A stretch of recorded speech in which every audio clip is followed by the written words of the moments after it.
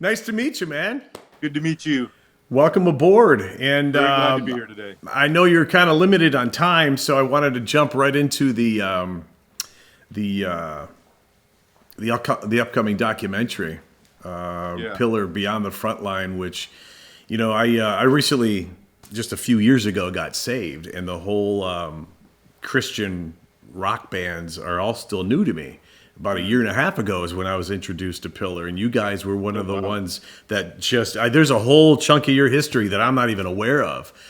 But you guys, along with Disciple, and obviously everyone knows Striper from back in the day, but you guys were one of the quick, rose to the quick, to the top, really quick, I should say. And Frontline was the first thing that opening guitar, like ticka ticka dan dan, ticka ticka dan dan, it just grabbed me.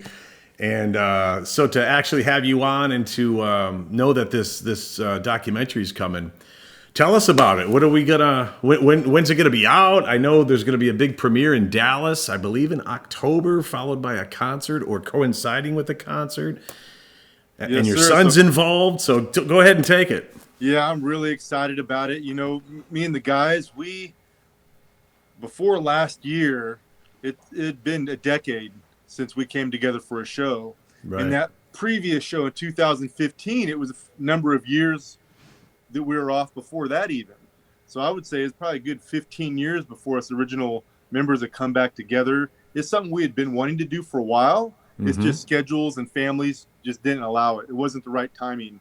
And things came together last year for us to make an official reunion run where we did 3 shows, and it was amazing. It was an amazing experience for us and all the fans that came out. And before those shows started, we had the idea of putting out a very meaningful documentary, not just a rock and roll one of us playing and just being goofy, but one just really sharing our history, our hearts, why we came back together. And then we wanted to share that experience, like real time behind the scenes experience of what it took for us to come back together and share that experience with our longtime fans. Now, what really made this possible is my oldest son. His name is Caden. He's 21 years old. He used to come to our early shows when he was a little guy. He'd have these headphones on just like you do and sit on the stage. Some of our longtime fans have seen him on stage and they remember him, have Right. pictures with him. So he's the only one of my children that was old enough to kind of see us at our prime and what we were doing. Well, at age 6, he started making films using my old flip video camera that I'd use for Pillar for The doing. old flip camera. Yeah, Wow. that was the first thing I owned to do video blogs for We Pillar. all did. Yeah. And I eventually gave that to him, and he was 6, and he started making his own movies with him, like with scenes and So he's got voiceovers. all this footage. Yeah. Well, he would put this stuff in the computer. He would add sound effects and make his movies. Well, he's never stopped making movies. He's 21 years old now. He's going to OU College for Filmmaking, Very but he's cool. already an award-winning filmmaker, documentary and short films for years now. He's Wow. working on a big set starting tomorrow as crew for a big movie. It's just that's all he's done his whole life. And me and him had the idea of him filming this documentary for Pillar since he was there at the very beginning, and has been a part of his whole life. And I've seen his work. I mean, he's amazing. He's award winning. There's nobody better on the earth that could do the documentary than my son Caden. So he was excited to do it. He's the whole thing is he's directing it. So it's not like we're telling him get this, get this. We want this angle. The story he's telling and the footage he's captured is all 100% from his brain. And it's going to be powerful, man. It's So going to be very powerful. does he have footage of you guys in the studio recording and throughout the years, So or he got original new film from our rehearsals last year, interviews with us, all 3 shows we did with a team of up to 5 different cameramen. He had a whole team that he managed, interviews with fans from all over the world. He got all that. But then what he did to tell our story, man, me and Rob have boxes, old boxes in the garage of VHS tapes from our first wow? shows, our first cassettes, like all the stuff. My son spent days going through that. He had all the VHSs digitized, all the old DVDs digitized. He went through thousands of old pictures that we had, scanned in ones that he liked. So he has everything that we have Was that he's put incorporated to tell the story. was there a process of him having to, or maybe you guys having to bake the tapes so you could play them? So they, if they go back into the VHS, I saw an interview with Wolfgang Van Halen, and he's got a bunch of footage and audio tapes of his dad before he passed, obviously. And he said there's a process involved, so he doesn't like snap the tapes. I don't know if that applies to video too. Is there a process so you don't ruin the original video? Yeah, the thing is, we got really blessed with the whole situation. It was on his mind to do that. We didn't know how we were going to do it, though. We knew there's people out there that did that. Okay. And we were at a film festival for him because he's been submitting his films into film festivals and winning for several years now. And we were at one, I can't remember where it was, in Arkansas or Missouri. And we were sitting at a table during registration and talking to this guy. And it came up that he knew Pillar. I was there just to support my son, but he recognized me. Pillar came up. My son told him we're doing this documentary and we have all this stuff. We'll come to find out that's what this guy does. That's He awesome. takes old VHS and digitizes it. He has a setup for it. So we got his info. My son went through all my boxes of stuff and we mailed it to him. And this dude sent us back a flash drive with everything on it. Wow. You know, he was actually able to restore footage. It was like, you know, because we're talking old flip cameras and right. old just Flips weren't bad, but if you've got the big old VHS camera, that's yeah, even that stuff. So he was able to let me clean some of the stuff up and make it look better. Not that all this stuff's in the documentary, but Caden used select pieces that he thought was good to tell the story of where we came from and why we started to do what we did. Well, that's going to have us appreciating the final cut, because we're gonna know that some of this technological stuff went into just creating it. But I mean, is there footage of you guys in the studio? Is it more faith based? Is it your personal lives? Is It's all that, because for Pillar to get started and continue what we did, yes, our faith was a huge part of it. We always wanted to be a faith-based band. We always wanted to use our talent and our music to have a positive impact on people, to tell people about Jesus, Yeah, obviously. Playing the kind of music that we liked, that we enjoyed, and so that's a big part of it. And part of that is us practicing, us being in the studio, us playing shows, us just spending time together and goofing around. That's awesome. All those components are what we brought together as Pillar and what we were able to use to go out and unleash on the world, man. And then they come back together. Something that I always thought was cool on the secular side, way back in the day, was when Aerosmith shot the footage of them recording the making of their Pump album. And it was all behind the scenes, everything. Is it comparable to that, or is it more about who you guys are as human beings rather than just musicians? It's definitely more than who we are as human beings. In past albums that we've released, they had accompanying DVDs that had that studio footage. So we have that out there. There's footage of us recording Where Do We Go From Here and The Reckoning, that in-depth behind-the-scenes studio of us working through stuff and talking about songs. We've already done that. This documentary is more about us as people, as men, just what's been going on in our lives, why we started the band, what's been going on in the last 15 years while we were apart, what brought us together, how we felt about all this coming back together, and then just even getting key interviews with fans that are friends of ours that we've known for 20 years to tell me their part of the story. Yeah. Because they have a unique perspective on how we impacted their life that we didn't even know some of the stories until last year. So isn't that cool? My son's editing it. It's been taking him a year to edit because it's an enormous amount of footage. Isn't that cool that something you may have said or done on stage 18 years ago, it changed somebody? Because I'll hear it on the radio side. It's like, oh yeah, 12 years ago you said something on the air and it stuck with him. It's just something I forgot about. Yeah. But man, you were in Denver, and you guys said something on stage that maybe drove someone to the Lord, or drove someone to fix their marriage or something. And then years later, you meet that person, they share that story, and it was just a comment you guys maybe thrown out on stage. Isn't that cool about what you guys do? It was very humbling, man, because, we've heard some of those stories kind of throughout our lives since we started Pillar. An email here or there. but we've been out of the game for a while. You Right. know, while Pillar was always going to be a part of our life, it wasn't our focus for the last 10 years. And when we did those shows last year, specifically our very first show was in Tulsa. We had people come from all over the world, man. You know, we were in Tulsa. We had dude drive a motorcycle from Connecticut or somewhere back New Hampshire. We had That's people got to be coming from humbling. Europe and Canada and Washington, all over the world. And we heard more stories like you were just talking about that day last June than we've ever heard. Yeah. We had stories of people telling us they were like in the process of committing suicide, and our song came on, and they stopped, and it saved their life. We had stories that people told us just in tears. This guy came from Europe to see us last year, and he was just in tears. And it was countless stories like that, stuff we've never heard, or the stuff I don't know. Like you said, it's just a comment here and there, or just maybe our music, and we weren't even there. But we heard countless stories like that, and just really humbled us and made us appreciate how God was able to use us. Because man, we're not perfect.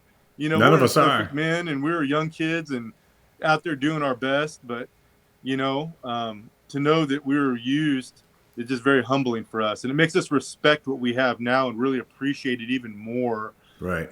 So we're trying to do everything right and just appreciate every moment we have while we're doing this again. There's no gold plaque on a wall that could even compare to just one of those stories. Right. I mean, that's just gotta just blow you away. So, is there any footage of you in the gym competing on stage, or? No, I don't think.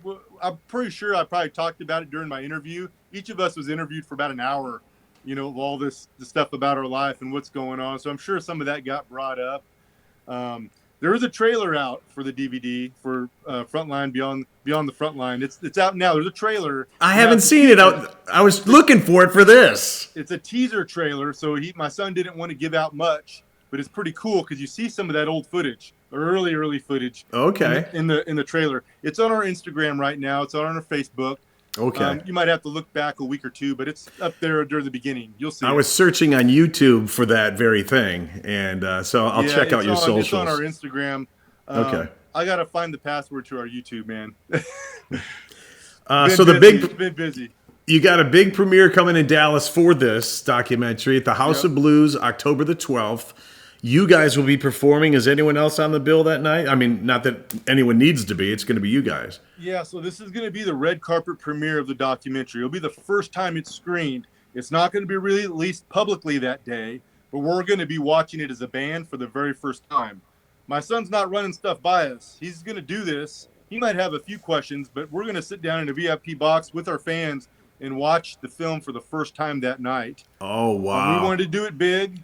We played Tulsa last year.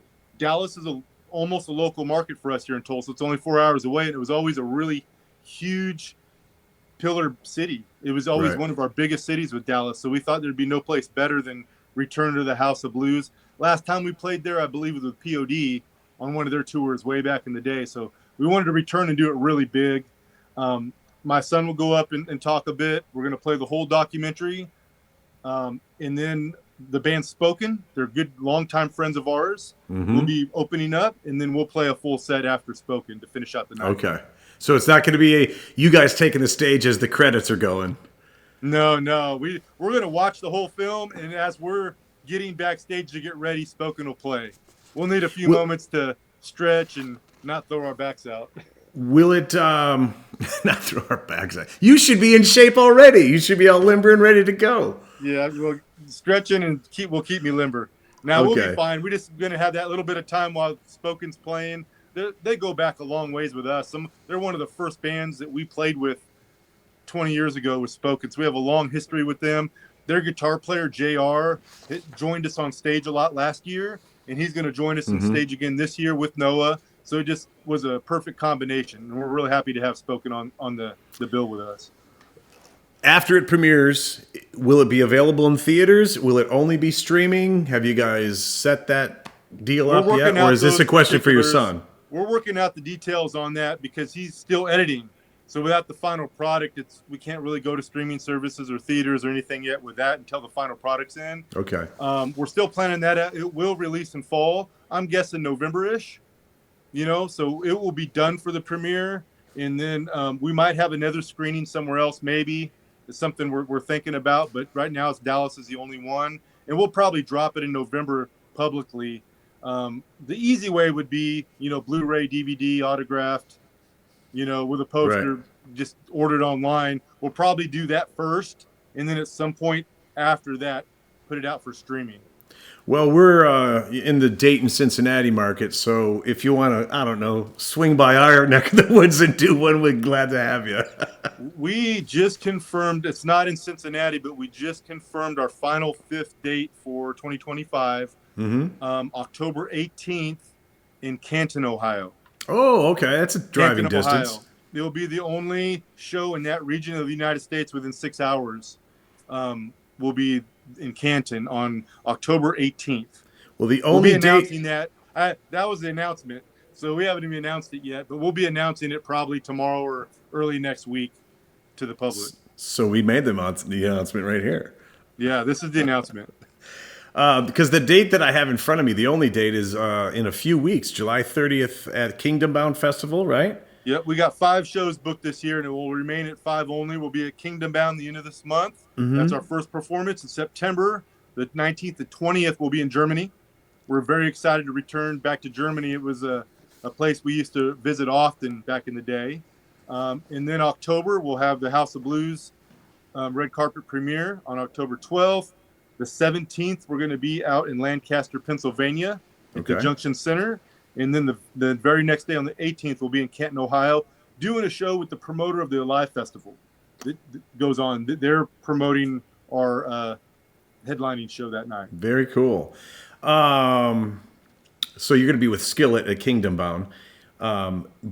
What was, before we get to the next question about, I've got a dream of a Christian tour that I want to put together, and we'll get to that in just a second. You guys are on the bill, by the way.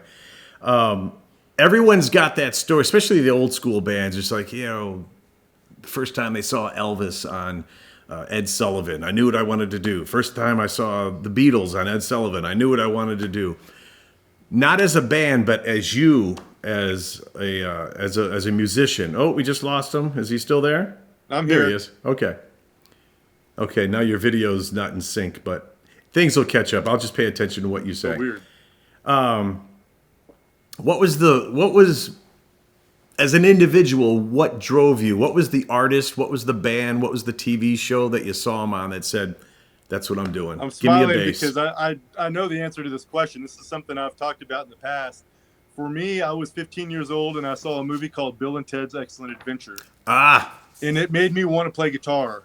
I'm a bass player now, but I started off on guitar. I saw that movie and I was like, man, I want to play guitar. It took a little bit, but I talked my mom into getting me a guitar and I started getting lessons.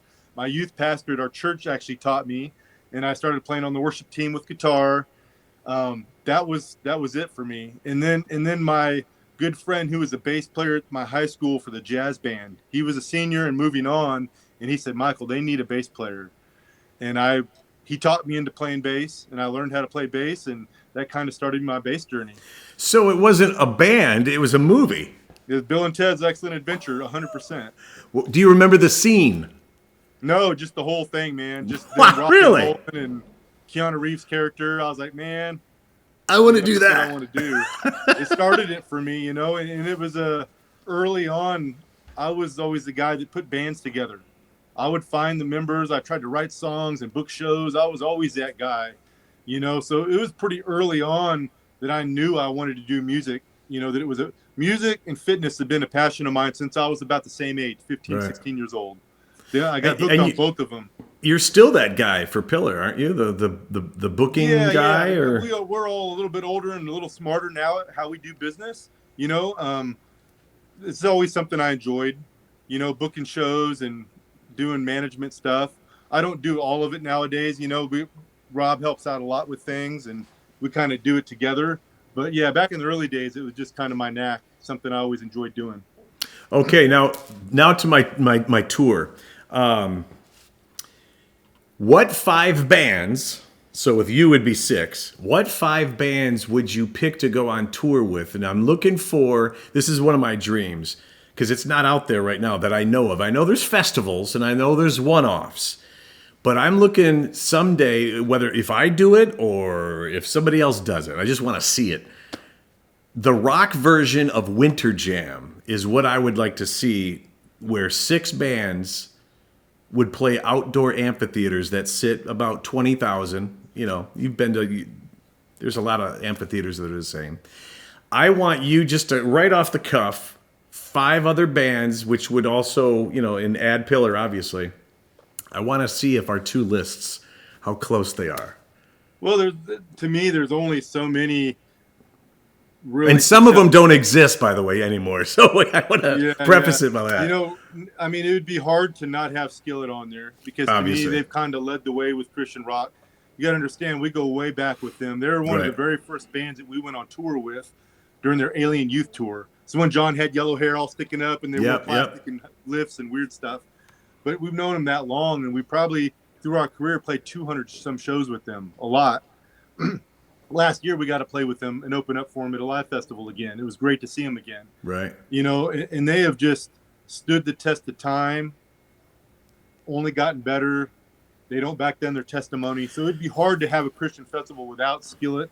Probably headlining, you know, unless POD would be the headliner. I'd let them battle it out because I would want POD on there. Okay. You know, we've toured with them. Those guys are amazing. That was an awesome tour. They have a unique sound that influenced Pillar in the early days. I remember us having our college house that me and some of the members rented in our very first early days. We'd stay up all night, write songs. I remember when our guitar player walked in with Southtown, you got to listen to this. Wow. And we sat down and listened to it for the first time, and it just blew us away because there was nothing like it at the time. And Sonny's a really cool guy. He's just absolutely. All those guys are. And Trey, you know, I used to spend some time with him back in the day. Him and his wife are very nice people. But yeah, you'd have to have POD on there, Skillet, let them fight it out for who's headlining. You know, be hard not to have Red on there. Be hard not to have 1,000 Foot Crutch on there. Ooh. You know, and then you got to throw in a metal band for sure. You know, somebody like Under Oath or August Burns Red to appease the metal, because we're all rock. None of us are metal. You'd have to throw in a metal band like Under Oath or somebody that brings in that genre. So those would probably be, to me, the winning. We've got the similar ideas. Only one common band, 1.5 really. Mine would be Pillar, Disciple, Skillet. To get metal, Love and Death with Brian from Korn. Okay, maybe not. No, they're fine. They're cool. They're cool. It just was newer, 1-2 albums. I don't know if it was really global impact like Red and 1,000 Foot Crutch. Those guys were worldwide. Right. It might have to be because I'm such a huge Korn fan from back in the day, and after jumping on Brian's bandwagon, going, "Oh, that fills my Korn void on the Christian side." I've always been a Korn fan too. I actually just saw them a few months ago, and got to meet Brian for the first time. Really? We have friends that work together, and most of my band members have already met him. So he was kind enough to bring me and my son backstage and. What a testimony, eh? Meet him, yeah. And I remember reading his book when it came out, and his first book really impacted me, hearing his story. Yeah. You know, because we did a festival years and years ago where Korn was on, and I remember sitting stage side watching Korn play after we played. We played a couple bands, and Korn played, and I remember just like, man, these guys are killing it. Right. Well, I read his book many years later. That was a period of time when I saw him and was blown away, where he probably went back to his bus and just wanted to die. Yeah. Reading that in his book, and now just looking back, as this kind of just powerful testimony. You know, so I am a Brian fan. I'm a Korn fan. You know, it'd be cool to have on that bill, but it's hard to deny bands like Red, 1,000 Foot Crutch to me that were our peers. You know, that we were friends with them, but there was also healthy competition back in the day. Right. You know, with those guys, and it's because they're all amazing. You know, they're great songwriters and brought it live. Another band that they're not doing it anymore. I would also like to add PAX 217 and Bone Prophet. I don't know Bone Prophet. I do know PAX 217 though. Man, every time I talk about Bone Prophet, and that's the common answer, is I'm not familiar with them. Never heard of them. Oh, when we were building the radio station and just searching out different sounds and what would. how could we build this Christian rock radio station that sounds audibly like the secular one? So if a non-believer checks us out, they're like, wow, are they singing about Jesus? Yeah. Yeah. And all this rock is still in the same lane and just as hard and just a little bit more meaningful in my, quite a bit more meaningful in my opinion. But they kind of fit the, Alice in Chains, Jerry Cantrell Okay. void. And I'm a huge fan of both Jerry and Alice in Chains, and Bone Prophet just tears it up every song I hear. I'll have to check them out, man. I haven't heard them. PAX 217 for sure, though. PAX 217 were definitely one of. They're the band. I mean, we love those guys. They're fun. Not for a second because someone tried to call me. Yeah. I'm not super technologically advanced, so I don't know how to turn that stuff off. Either am I. Yeah, PAX 217 were like they're one of the bands that if they were playing a festival with us, we would go watch them. So fun, man. They're fun. They're awesome. There was healthy competition when we came out at the same time. Right. You know, their sophomore album and our Fireproof album came out on the same day. Wow. And so I think both of us, I can be honest now, both of us parties were nervous. Who's gonna, there was healthy competition. It wasn't a rival or anything because we love those guys. But yeah, I would love to see PAX. And I know they had a reunion show a few years back, I think. And that reminds me, man, there was a band. So I was raised in Southern California, in Riverside. There was a band early on that did have an influence on me. One of the first Christian bands I ever saw. Of course, I heard a Striper, in them. And they had some songs that were okay. But at that age that I liked, I appreciate them more now, older than I did when I was a teenager. Right. But there was a Christian band called The Prayer Chain. Okay. It's based out of Southern California. They're actually doing reunion shows this year. So many years later, when I first moved from California to Oklahoma, I remember 25 years ago driving up to, maybe 30 years ago, driving up to Kansas City to watch them play 30 years ago. But they were in Southern California, one of the first Christian bands I ever saw live. And I remember they kind of have a Jane's Addiction sound. Okay. You remember this was 30 years ago. Right. They had a Jane's Addiction sound. And I just remember watching them live in Southern California and my eyes were like, what is this? Yeah. And so they definitely had and at the same time, there was a band called Mortal out in Southern California. I know there was them. a band called A Sight Unseen. Southern California had a really strong early Christian rock scene going on. And those early bands definitely had an influence on me personally. Maybe not with my playing, but the inspiration to try to do something with music right at a bigger level. I kind of see PAX 217 as the Christian 311. Yeah, absolutely. And in our early first album, we had a lot of 311 influence too. Yeah. Our original guitar player, Travis, before Noah came in, 311 is still his favorite band. Right. And there's 311 really distinctly on our stuff. And that's why us and PAX were really kind of pushed together early on. Just another fun band to go see. But if some of those bands couldn't pan out because I couldn't limit it to just 6 bands, I said Red, We As Human, Ashes Remain, 3 Days Under, and Switchfoot. Yeah, Switchfoot. They're not as hard rock, but yeah, I love Switchfoot. They'd be great. Yeah, they're out there right now, actually. Switchfoot, good dudes. We did some tours with them out in Australia once, which was amazing. And we go back a long ways with those guys. I wouldn't mind seeing you guys do that soon again. If that's possible. Big for us. Those guys have been next level for 20 years now. Oh, you guys can hang. Come on. We can hang live, but just as far as like getting on their radar, I mean, if we ran into them, we'd be good friends and give them hugs, but they're so up here now. It's been a long time. I want to wrap up with something we do on the show, on the morning show. Is called Testimony Tuesday. Obviously, every Tuesday morning, we have phone listeners, share their story of how God impacted them. Give us your God story, that moment when you knew God was present and either saved you from something, or put it on your heart to do something significant. Man, so when I was little, I don't know the exact age because I was probably between 6, 7, 8, somewhere in there. It was my birthday, and the plan was to go to Chuck E. Cheese that night. This is when I lived in Riverside, California. We had a Chuck E. Cheese down the street. I was out riding my bike before the Chuck E. Cheese, and I was crossing the street to go back to our cul-de-sac, and I got hit by a car of some teenagers that were throwing the newspaper out, probably going 50, 60 miles an hour. Hit me. I went through the windshield. They hit the brakes. I went out the windshield. I don't remember any of that. I just know that I woke up several weeks later in the How old were hospital. you? I would have been anywhere between 6 and 8. And the Oh only my reason I don't Lord. know the specifics anymore is because I was raised by my grandparents and they both passed away a long time ago. And I probably knew it and just forgot the details, but they're not around for me to ask anymore. So I would have been about 6 to 8, little. Was in a coma for a long time. Should have died. I had to wear this big brace that held everything together for a while afterwards. Kind of held my stuff together. But my mom told me the story. And this is the one thing I do remember. When I say mom, I mean my grandmother. She raised me since I was a baby. She said that I woke up and said something specifically that Jesus saved me. That came out of my mouth. And she told me that I said that. It was one of the first things I said when I came to. And once she told me that, at whatever age she told me that, at a young age she told me that, I knew that I was here for a purpose. I just knew that. So for me to go after being in a Christian rock band and make that a living, it wasn't a question for me. I knew it was going to happen.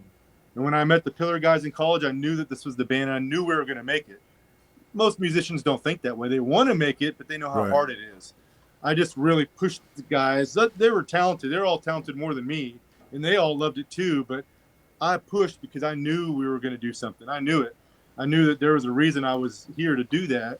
And even since then, man, I've pursued a lot of crazy stuff in life, fitness and writing and acting and just a bunch of random stuff. I've never just settled. I've always aimed really, really high for things because I know that I have a purpose. I know that I'm here for more. I don't think I'm done yet. I'm still pursuing a lot of crazy stuff and God opens the doors for it. So I just knew at a young age, man. And I've applied that to my children just to let them know to always aim for the stars.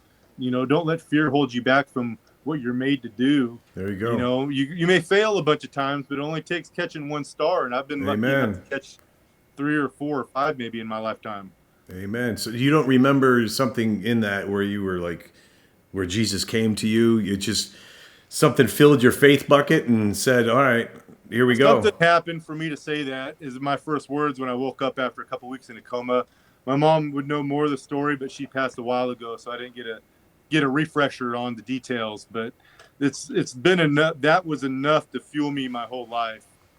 I've had some other really cool things happen too, but that was the big one.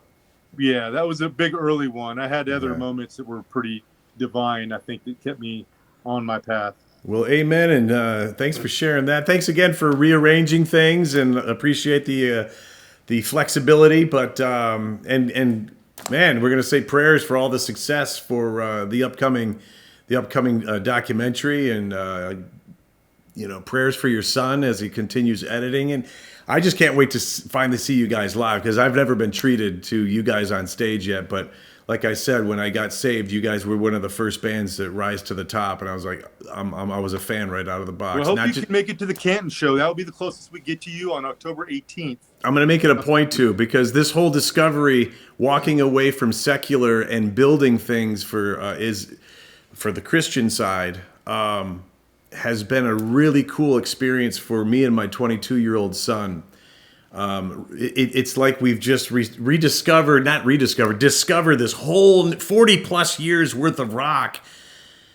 It's kind of like when you go scuba diving for the first time and you realize there's another planet that we live on that's under the water. Yeah. And then when you get born again and you hear the Christian version of everything else, I get this treat of discovering everything I've loved on the secular side, but now it's just so much more. That's awesome, man. You can't explain it. That's awesome. All right, we're going to wrap up. I think we're hearing dings. I don't know if that's on your side or my side, and I know you've got something you got to I got to go jump take off. my girls somewhere here in a few minutes. I got twin girls, and I got 2 kids too, I gotta and get their shoes on and get them out the door. Go be a dad. I get it. All right, Michael, thank you so much. Or Khalil. I'll call you Khalil now. Call me Michael Khalil. All right. All the best, and we'll talk to you soon, okay, man? Thank you so much for having me. I appreciate you. Bye-bye.